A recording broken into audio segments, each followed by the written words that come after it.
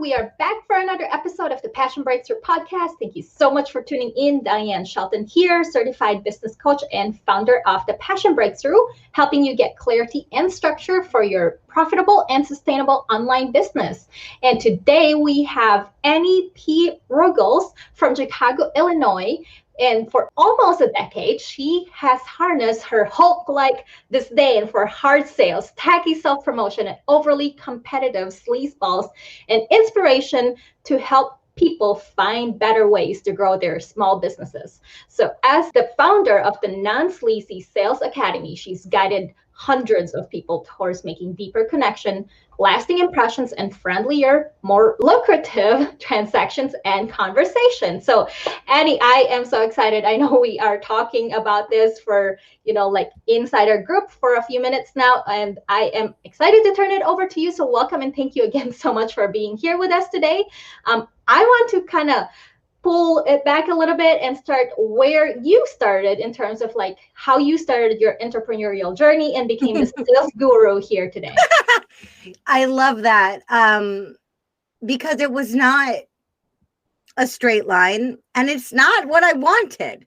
I'm extremely passionate about it now, but it really was a passion breakthrough. I did not expect this. My entrepreneurial journey, no joke, begins at birth.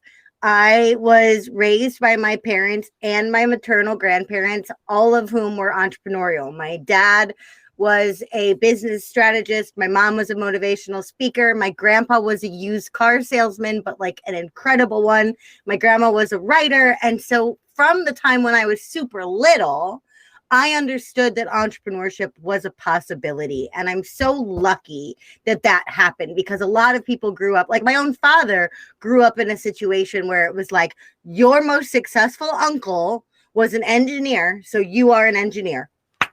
Done, right? But I grew up in a situation where it's like, you can carve your own path, you can do your own thing. But my passion was for theater. And so I have a musical theater background. I was an active performer for many, many, many, many, many years, but it's hard to put consistent food on the table. And that was pre-COVID when I was like 20 something, right? And so from theater, I wound up in theater marketing. From theater marketing, I branched out to other marketing, but always with super small businesses. And right around the time when I really started to find my footing, there was the first big life coaching and other coaching boom, but especially life coaching. So this was like 2010-ish, right? Somewhere in there. And the Art of Nonconformity came out, the 4-Hour Work Week came out, and suddenly everyone was like, we're doing this. Woo! And there was this new thing called coaching. And I thought, well, that sounds kind of cool. Maybe I'll do that. And so I was like, I'm a 20-year-old. I'll tell people how to live their lives. I'm happy. Sure.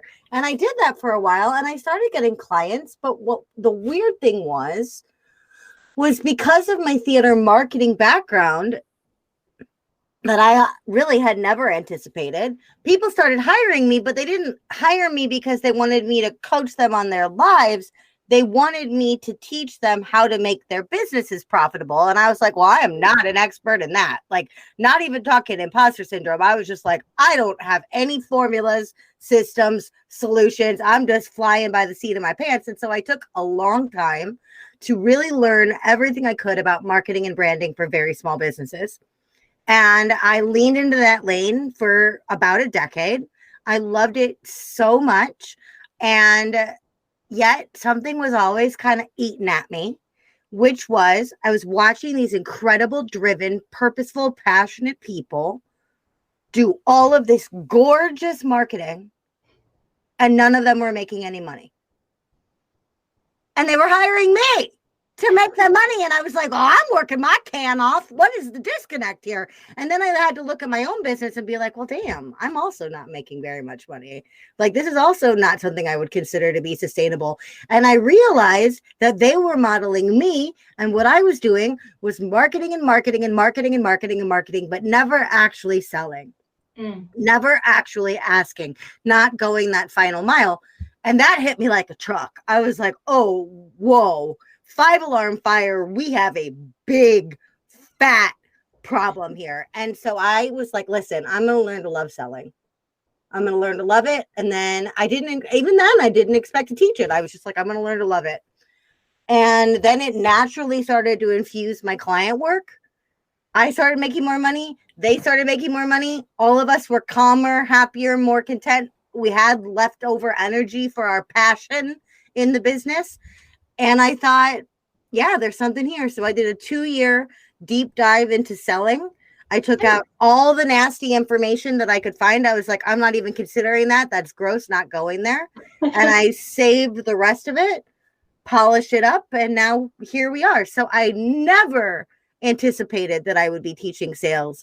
But now that I'm here, it's exactly my lane. It's exactly where I should be. But it took a really weird, winding road to get here. Yeah, but you got to enjoy the journey, right? Because, like when you were talking about like selling and then that closing, I just had a tech tip yesterday about this in terms of like, like you finally have someone say yes, because you expected, like 90% of people that you sell to are probably going to say no. And then that 10% is just like, I don't know, maybe let me send you the link, like you're kind of like trying to figure out how you're going to close that sale. And then you may actually lose that sale because of it. So the fact that you perfected and polished that, and now you're telling people how to do it so that they don't lose those sales, I think you're absolutely in the right lane, and you're going to be helping so many people. So I am super excited about all of that. Yeah, and you've talked about like finding that windy road in regards to being in the wrong path. Yes. But it it sounds like it clicked with you in terms of like, okay, this is my lane. This is like you've had that breakthrough in terms of like sales is something you're gonna perfect and all of those things. But like even today, right? You're already going down this path and all these things. Do you still struggle with like imposter syndrome in terms of like your theater background and then marketing and then all of these different things that's just like, wait a minute, is this really what I should be doing? Or am I really the person to be doing this? So can you tell us a little bit about that imposter syndrome that creeps in once in a while for you? Okay, so first off, imposter syndrome is a good thing. Agreed. Imposter syndrome means that you care about the person you're serving. Imposter syndrome means that you care about rising to the promise that you are making, right? If you care about whether or not you're an expert, that means that you're a good person. Narcissists do not get imposter syndrome. Greedy, evil buttheads who are just like money. I love money, but that's a different kind of person. Those people do not get imposter syndrome. Only people that deeply care about the people on the other end of the transaction get imposter syndrome. So the first thing is, when I get imposter syndrome, I go, cool, I care. But then underneath that, I go, all right, but what's the truth in this? Is there something that I'm really not ready for? Is there something that I'm over-promising? Am I positioning myself too strongly? Most of the time, those answers are no, but I do a little self-check because it does come up. That stuff does come up. And also, I don't have a business degree. I don't have a master's in sales. I don't have a background in corporate sales. I was in software for 5 years as the director of marketing and sales, but that's startup. That's still a different world. And so, listen, when people come to me and say, well, what are your credentials? My credentials are that I've helped hundreds of people make money. My on paper credentials are diddly squat. That affects me. It does. But I also don't shy away from the fact that I have a musical theater background. And that if you look at my LinkedIn and you go down to the bottom where it says education, you're going to see musical theater performance. Like, it's there. But if people ask me what I did to do all these things, then I can say, you know what? I took this course. I took this course. I did this. I put that into practice. I taught all these different people, right? So I do still get that feeling of like, who am I to be doing this? It's more of like a visibility fatigue for me than imposter syndrome. Like, I'm tired. I don't want to talk today. I just don't. Nobody look at me. Nobody talked like, meh, stop. I'm over it. Like, I'm tired of my own voice. Like, I still get that. But that just means that I need to up my self-care. Honestly, I know it's super Right. trite, but if I'm burnt out, that's because I have burned myself out. I have to take responsibility for that. But that's what weighs on my heart now more than imposter syndrome, because everybody's still learning. And most of the people that will go, I'm an expert, aren't. And yet here I am going, I'm an expert in my lane. This is my lane. These are the boundaries of my lane. Boop, bop. And I'm very clear on that. If someone's like, hey, do my SEO, I'm like, that ain't my lane, babe. Right? So does that make sense? Yes, definitely. I love that you were sharing that, and also the fact that you were talking about the fact that some days you don't want to be talking anymore, and you are so energetic, and I love it. And so it's good for me to hear it as an introvert, because it's just like most days I don't want to be talking, and to hear you say that some days you don't want to be talking makes me feel better. So thank you for sharing. I'm an introvert. I am an introvert. I'm Whoa. just loud. As a Well, kid, so I'm yeah, really, really short. I'm tiny. I'm not like skinny tiny, but I'm wee, right? I'm squatty. I'm little. And I was always the tiniest kid. And it's easy to feel like you're in like instant victim mode as a little kid when you're super tiny. And so what I would do is I would just literally talk a big game. I don't know, maybe watching my motivational speaker mother. I don't know. I was just like, get loud, get loud. And so I'm just a really loud introvert, but I require a lot of recharging to show up. This energy is completely authentic me, 100%.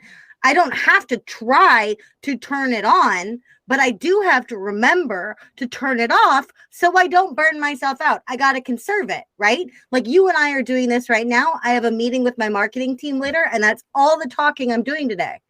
Other than that, I'm writing emails and probably watching true crime documentaries. Like that's my day. But I know that about myself. I know that this is going to take a lot of my energy.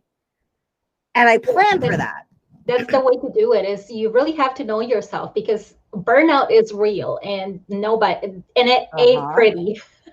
No. And yeah, so right now, you've mentioned self-care a lot, and you've mentioned like like even just doing true crime videos and all those things. It sounds like fun and makes me want to watch Netflix now. Thanks a lot, Annie. You're welcome. So how do you make sure you do find balance in your life, in terms of like like everything in your entrepreneurial lane to continue going without you there, while taking care of yourself so you do not burn out?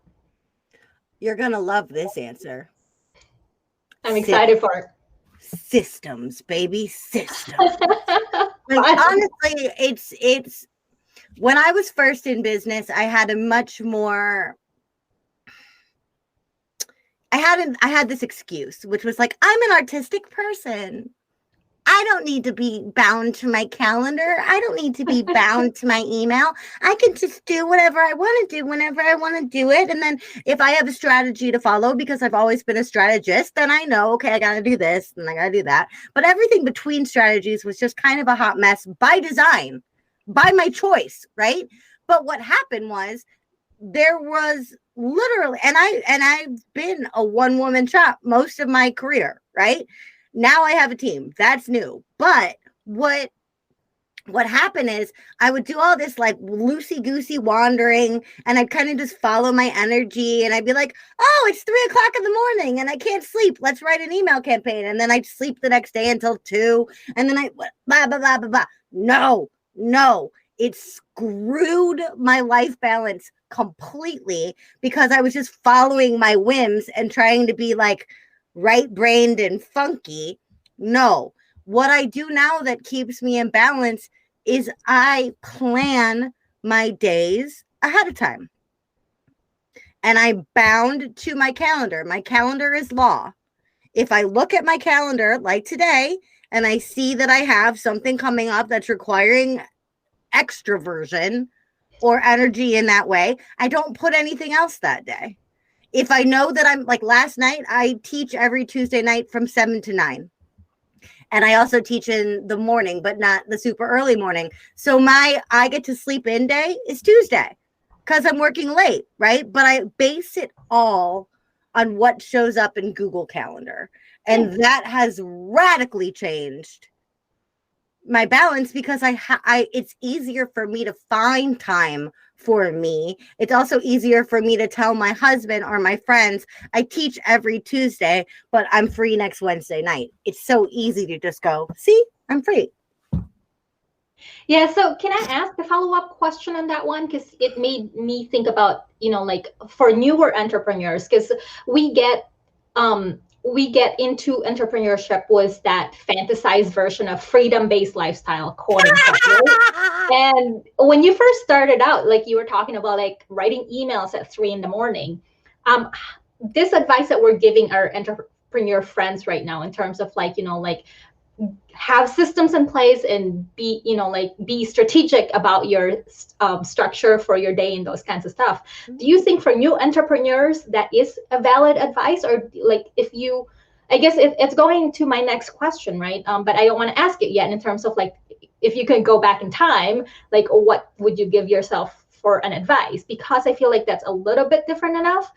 For right now, what I want to know is like, if you would you do this type of a approach, the structured approach, if you were newer in your business? Yes. Okay. I wasted years. And really, honestly, I slowed down years of growth. I wouldn't say I wasted years. Let me take that back. But I did slow down my growth considerably in this lane of like, I'm going to do this my way. You earn the right to do it your way. You got to do it right first. You got to learn how to do it before you can do it your way. And so, as a one-on-one service provider who used to sell hourly work, I didn't have a scheduler for most of the time. I was still going back and forth, and people are going, well, what about Tuesday? Okay, well, what time zone are you in? And I don't remember which advisor it was. Someday I'm going to give them $1 million when I figure it out and have $1 million to give them. But they were like, how do you not have a calendaring system? How do you not have a scheduling system? It saves you so much back and forth, right? So yes, I think it's totally valid to say, decide what, as an experiment, what you want the nature of your days to look like. If 3 a.m. is the perfect time for you to work because your kids are asleep and you're side hustling and everything else, fine. But know that, plan for that, honor that, right? Don't just loosey-goosey it. If that's your amazing peak work time, more power to it, but set a goal for that time, right? Make a deliverable in that time and know, okay, it's 3 a.m, I'm working, right? So no, I think the more you can rein that in at the beginning, it may feel constrictive and not as much like entrepreneurship as you've been told about how free that all is. But also, you're not going to be making $1 million on a beach next Tuesday anyway. I'm sorry. I'm not trying to poop on your dreams. This stuff takes work and time. And if you're in this group, you know that, right?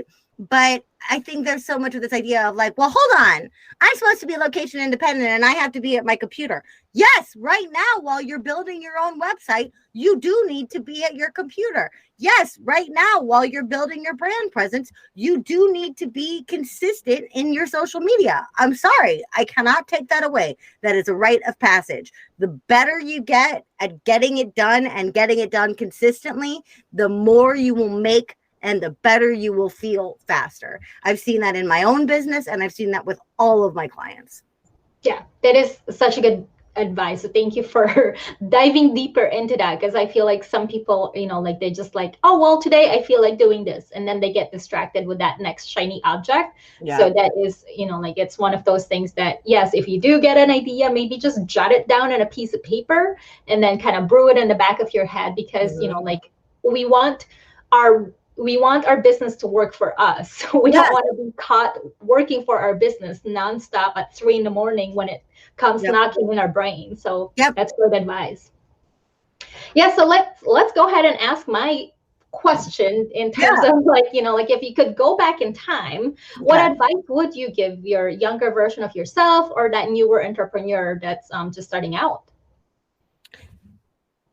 Sales avoidance is not cute. It's not your friend. It will kill your business.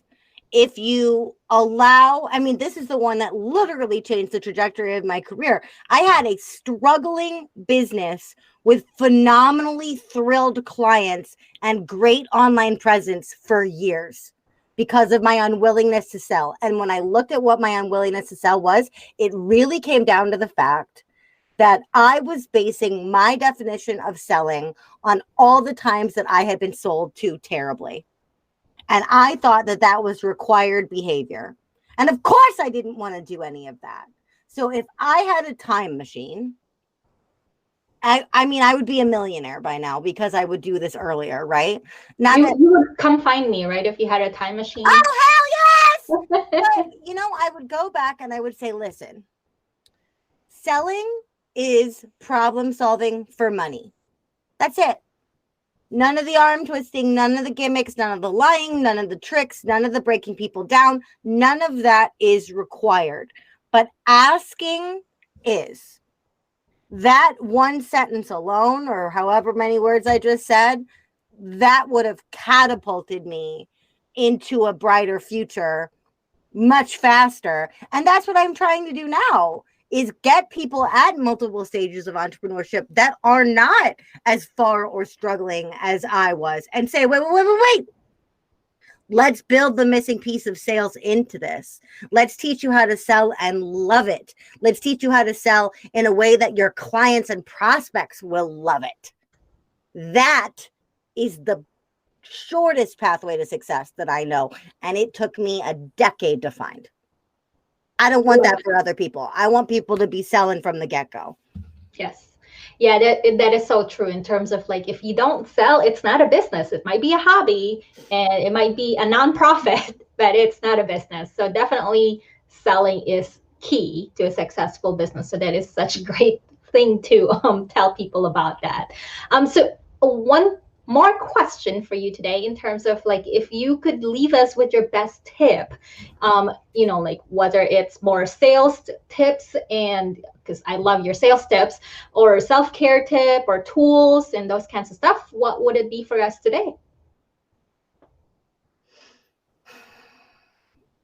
Building off of what I just said, I encourage everyone to redefine selling for themselves.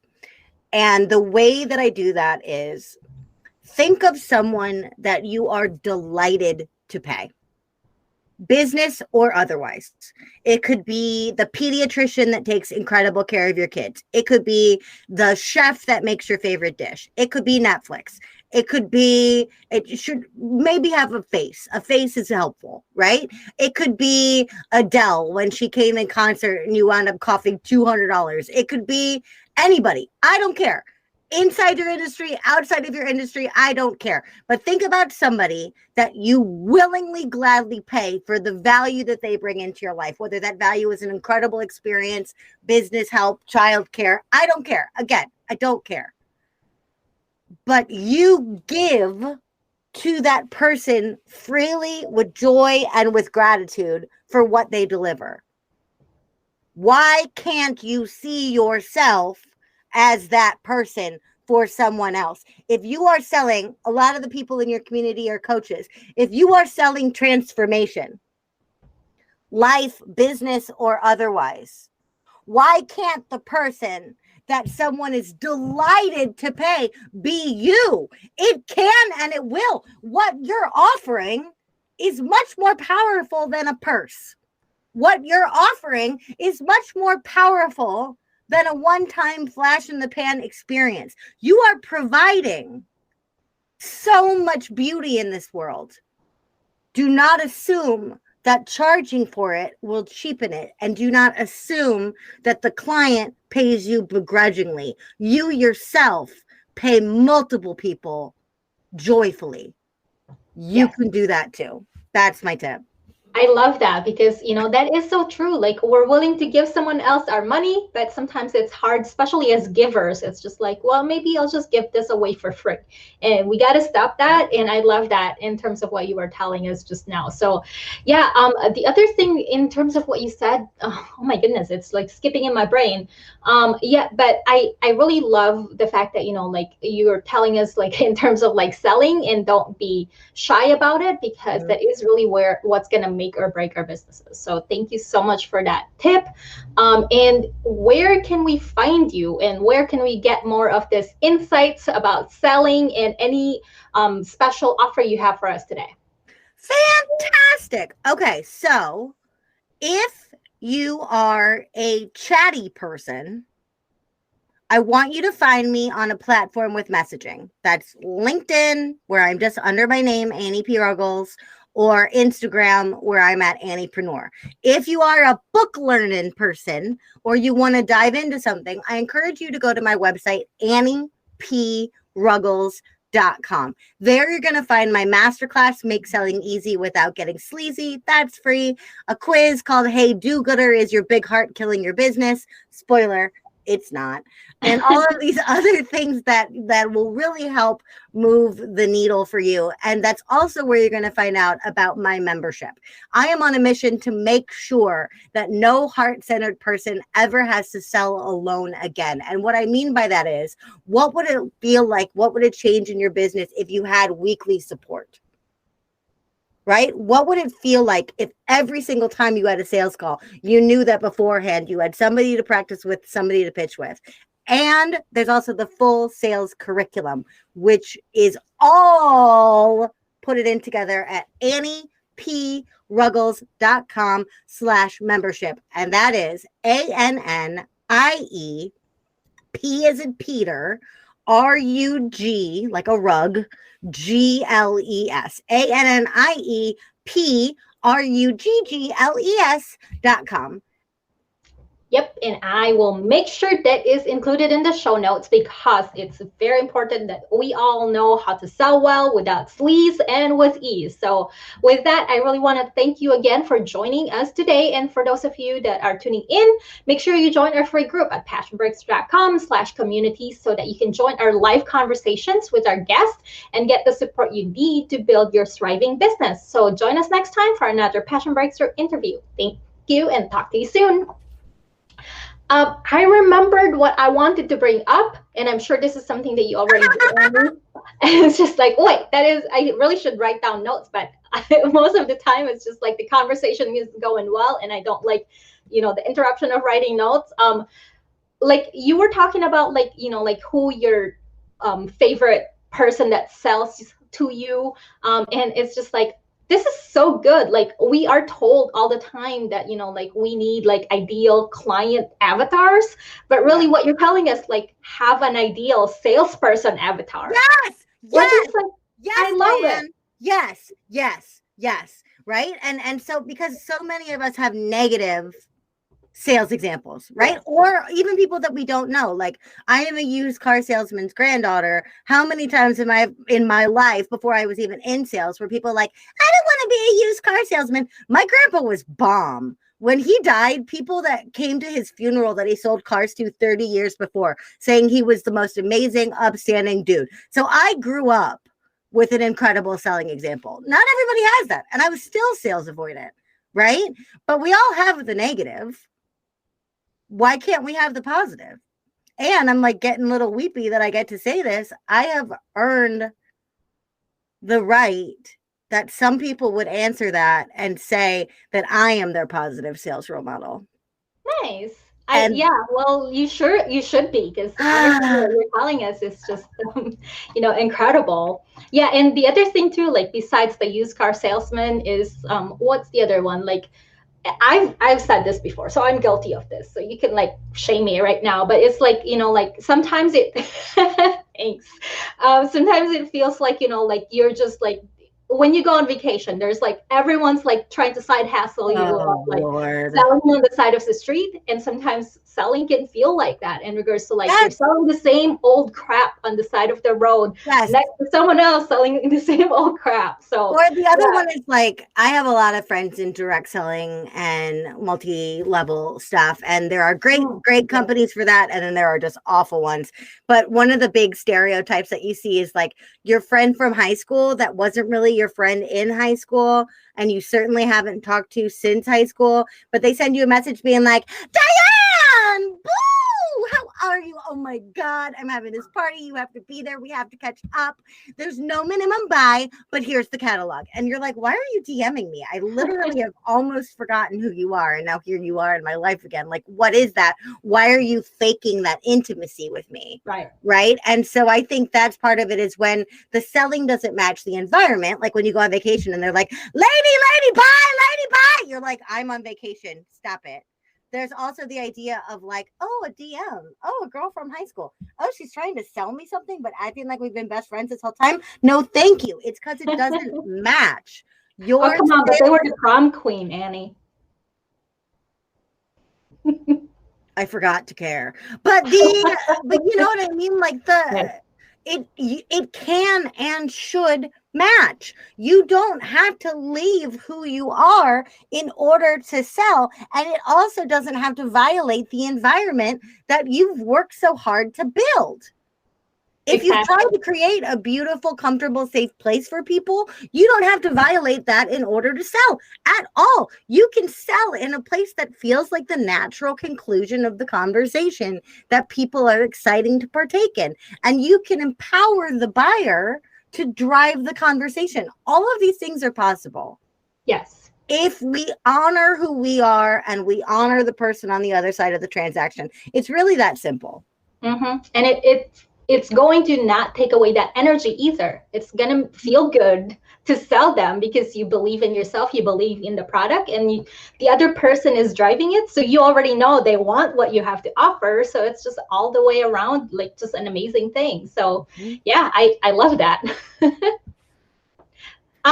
It looks like Katie joined us. So I just want to say, Katie, hi, Katie. It looks like she is spelling your website correctly. So I just wanted to say, yes, it is correct. And it should also be in the description. So I will make sure that it is in the description because, yeah, I know there's going to be a lot more people that's going to be watching the replay and they're going to want that link too anyway. So better get it right. Better get it right. Yep. It's just Annie, like the musical, P like platypus, or whatever your favorite P word is. And then Ruggles rhymes with snuggles. But it's just ruggles.com. Yep, or Pringles. Or Pringles, you know, that also works. Or if you really don't want to go to AnniePRuggles.com, you can also go to nonsleazy.com, which is NONSLEAZY, if you really just want to mix it up. Nice. I love that you have multiple links. So yeah, so I really enjoyed our conversation and I kind of don't want it to stop, but I know you and I both have places to be and people to chat with. So I am going to make sure that all your links are there. And then once I have all of your recording and all that stuff, I'll send you a DM with all the information so that you can put it wherever in the interweb you need to have it on. So I will put it everywhere. Awesome. I want to see your face plastered on the billboard right outside my window. Here's hoping. All right. Really enjoyed the conversation. Again, I will chat with you soon. I think you and I have a podcast on your podcast coming up too. So yes. I'm excited about that too. Yay! Okay. Talk with you later.